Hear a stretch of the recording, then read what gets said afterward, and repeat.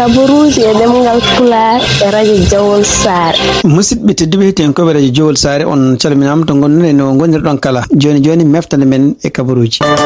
Meftande men kabaruji jamma hande jaten koye dendi Amatoure kabaruji dowlaji dentuɗi e kabaruji international. Bandiraɓe sehlaɓe heɗotoɓe radio Juillet Sare jaam hiire mon hande ko ñalawma aljuma hawri ko 10 lewru juillet hitan ujunaji 2026 kabaruji mon e ɗemgal Pulaar gonɗen joni ko waktuji jenayi ɗo e Cincinnati ɗum noon hawri ko waktuji jeetati toon to Chicago toon to California e wayno ɓe jarata joni waktuji jeegom habaruji mon e ɗemgal Pulaar guiɗirɗen ko toon to Washington tumnade ko ummi hande toon to Washington kadi hono kanko Donald Trump gouvernement makko ene wayno ɓe pelliti hesɗitinde kayitaji ɗi yimɓe wino nde ko walla ɗe Cour suprême yamirnomo yo itti balle joguino pour sornade ɗo États-Unis ɗum noon ko ɓeɗon yimɓe ne jeeya hen yimɓe jeeyaɓe toon to Syrie e jeeyaɓe toon to Haïti ko wawi wonde foof kay ñalawme hade ɓeɗon permis ji joguino pour ko fati liggade ɗo yidi hade mom date mum ɗum ɓennude ne wayno ko kamɓe administration pelliti ɓeɗon ɓe kesɗitini ɗum noon ɗum ɗo fof noon kawisaji wonande yimɓe kadi hewɓe saabu ene wayno ko kamɓe gouvernement mo Donald Trump ene wayno ɓe bettino en o jontiɗiɗi joni mo caggal nde Cour suprême mo États-Unis yamiri wonde ko kamɓe Donald Trump wawi hutorade laamu makko pour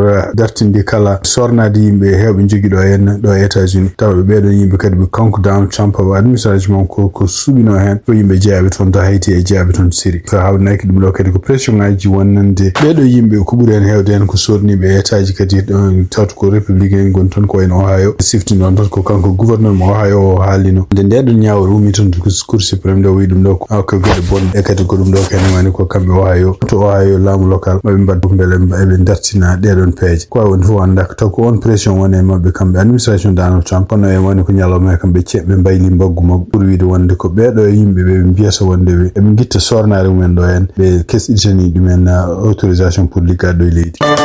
hande kabaruji men États-Unis toon to Maine ɗum noon tumnade kadi ko yalte journal biyeteɗo PR daɗo kono kanko biyeteɗo Platna kamɓe démocrate moɓe ƴeftuno walla cuɓanoɗo tiji élection ngaji primaire toon to Maine ɗum waɗi ko kanko Graham Platna o wawi windude ɗaɓande humon ɗum noon nde huccin toon secrétaire state mo Maine pour wiide wonde kadi wayno hankadi o yalti e campagne kala ko woteji toon to Maine ɗum noon fof ari noon ko caggal nde yimɓe hewɓe ñaguimo yo oppose ɗum noon ko caggal nde rewɓe jaltimine takkam wonde o toñi ɗumen walla o memi ɗumen walla hen won hen mbini o yani mumen ko wawi wonde fof ene wayno ko ɗum ɗo kadi ko haala jaltuno ko ɓooyi kono noon ene wayno ko kanko wino ko ɗum ɗo fof ko gueɗe politique e kadi won démocrate en mbino wonde ɗum ko gueɗe politique kono noon ko yalti sakkiti ko ene wayno won debbo kadi goɗɗo jaltuɗe e télévision ngaji ene haala desuji ɗi ganduɗa ene holno yani rew muɗum ko wawi wonde fof kamɓe parti démocratique toon to Maine eɓe jogui ha nogas jeeɗiɗi lewru juillet pour ƴeftude holɗo lomtotoɗom nder ko windi e démission makko o wi wonde ene wayno ko yimɓe jaaɓe toon to Maine cohli oɗo saha joni kala ko waylude yimɓe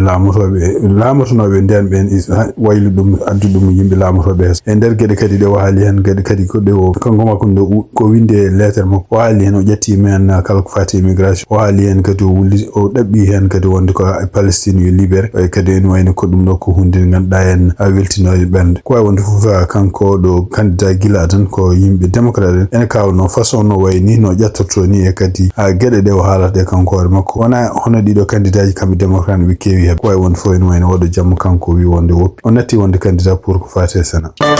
hande toon to Washington tun adi kadi ko winda toon to journal CBS News hono kamɓe cour d'appel goto wayno o salima yamirore walla ɗaɓɓande kamɓe gouvernement Donald Trump wanno pour yaltinde kala ɗiɗo en haalluji taw kanko ancien président Joe Biden wadduno e neɗɗo biographie makko ɗum ɗo fof noon ko ɗiɗo fof noon ko haalluji ɗi ganduɗa en kanko avocat spécial ƴeftunoɗo pour enquête mo kanko Donald Trump ɗum noon ko gueɗe baɗanoɗe hitande ujunaji 2019 ha hitande ujunaji 17 ene wayno ko kanko biyeteɗo Robert Hur e nder enquête aji wonno kanko président Joe Biden o wino wonde ko Joe Biden ala waɗi kono ene wayno ko haalluji ɗi wostodiri e biographie muɗum ɗi fof ɗiɗo fof ene holla wonde ko kanko président Joe Biden walla ancien président Joe Biden omo yejjita won gueɗe kadi omo jogui probléme siftorde ɗum ɗon ko hunde nde ganduɗa eɓini yaltinede campagne e hitande ujunaji 20 surtout contre Kamala Harris kono ko wawi wonde fof ene wayno ko oɗo saha joni hono juge goto fédéral gonɗo toon cour d'appel wi wonde ko oɗo saha joni alay saago ɗiɗon haalluji walla ɗeɗon jewta hakkude kanko ancien président Joe Biden e biographie makko il faut ko ɗum ɗon mofta ɗo e balɗe sappo ɗum ɗon ha kamɓe justice ɓe mbawa ƴewde holko woni sababu kanko gouvernement mo kanko Donald Trump ɓe continue jaltini handi dabbude dido bandejo jaltini e kadi yo yimbe fof kedo dum fo non e wani ko hawnay kadi ko campagne mo kanko président Donald Trump mo jogi handi pour wiide bonnide inde de ganda kalbe weldan mo surtout kanko ancien président Joe Biden mo jaay kabru men États-Unis hande tungal kadi ko winda ton to journal biyetedo Legit en wandi ko kambe département homeland security dum immigration be mbari yaltinde liste ken wona temete tato capande jeedidi e nayo neddo taw ko yimbe be ganda wodo sadio ne be ngoni e anni yaltinde dum lendi be don yimbe kadi wiide mabbe kambe département homeland security ko yimbe burbe bonde yimbe be ganda nangabe do États-Unis taw ko yimbe kadi wonen ko burene en ngala kayitaji tunna annabe limtir be don yimbe en wani ko Nigeria dum jogi en yimbe temedere no gasa nayo neddo taw ko indi mumen e photo ji mo fu jaltinam donc en wayno rewi hen ko Liberia en jogi capande jeena e nayi neddo taw ko en wayno ko Ghana kadi rewi hen en jogi capantati dido neddo dido listo fo en wadi yimbe kan wona sappo e jeegom leydi taw ko leyde l'Afrique bangi hirnaaki dum non en jaayen den leyde kadi wono kambe Sierra Leone en jogi no gas e jeegom neddo en Cap Vert en jogi no gas tat neddo Senegal en jogi sappo jeena neddo ko won fo dum do kadi ko hunde hesere wonande Homeland Department Homeland Security yaltinde beedo yimbe indi mumen e photo ji men e dum non e website mabbe kambe website Department Homeland Security tunada hande CBS ko habri Tektaben habruji men États-Unis ko fate Coupe du Monde dum non ko siftindon nyande 35 kon kambe France be elimini Maroc par 2-0 en wayno ko hande aljuma en kambe Espagne be puttine Belgique en wayno be pi Belgique 2-1 dum non wayno wodo sadio non kambe France e kambe Espagne e qualifie pour yade quart de finale jango a certain wayno ko kambe Norvège potter ko Angleterre dum non ka 17h ton to Miami kambe Argentine be potter Suisse ton to Kansas City à 21h à partir de jango ande se holla équipage nayi jahoji quart de finale odo sadio en anda holla équipage didi jogode fottude pour fate quart de finale hono kambe France contre Espagne kono anda ko jogorde hawdi kambe Angleterre e kambe Suisse ko woni ko jango a certain wani match ji didi cekkiti dido dun gasnata ko wiete 8e de finale ande ko tungal kede khabru jeltini wani ko Gianni Infantino siba bon cadele kewdo gondo odo sadio cadele den ko fati corruption halen ko fati kadi penal badade hen surtout inde mako na halen be mbi wonde en woni ko kangu jojini hoore mako odo sadio yamirdi bela enquête ji bade dogande enquête de do cadele ko wawdi walla to FIFA bela holar yimi jigno FIFA den war kon Kabruji men international gudon ko kunte kambe Iran e kambe États-Unis tungnade kadi ko yalti ton to CBS News on kambe gouvernement mo Iran be bi wonde ken wayno ko peldugol kambe sembe Iran dum non ko laana gonna ko ton to Cirtul Hormuz e wayno dum non ko erreur wonno e wiide mabbe kadi wayno ko yimbe wonbe son ton to Iran ko yimbe be ganduda dati be ton surtout wadde gede mi ganda ken bonna inde laamu ton to Iran e surtout wadde page ho bele ko fate nanu diral wal kaldigal gongal hakkunde wado sadio kambe Israel kambe États-Unis kambe Iran bele dum non wasa wonde gon ko wonde woni ko kambe gouvernement officiel mo Iran be bi wonde ko bi yidi continuer haldude États-Unis surtout ko fate cessez le feu bele continue ko wonde woni ko kanko Donald Trump mo continue hande widi wonde ko edo en hono kanko J.D. Vance vice président mo États-Unis kanko kadi Jared Kushner e kanko kadi special counsel nella de special on biete Witkoff e kanko garde d'affaires étrangères no Marco Rubio e bi kondin haldude délégation ngaji Iran haysindo kanko Donald Trump e der ko haala ko wi wonde ko cessez le feu en wayno darti sabu dedo balde tati en wayno ko kambe États-Unis kambe Iran fo ngon koy fellundir alma États-Unis bombaton de Iran ko nan kambe Iran nabe bomba kadi nokkuji di ganda kambe États-Unis mi jiggi hen intérêt jiggi ton intérêt dum nan ko don tonde leyde la arbe be takkibe kambe Iran andi khabruji men international tunal kede en ko kambe États-Unis ko be dabi odo sadio ne ummade to Iran en ko kambe laamu Iran e be ba kal yemba déclaration publique pour wiede wonde ko kala pelgol ngol banno ton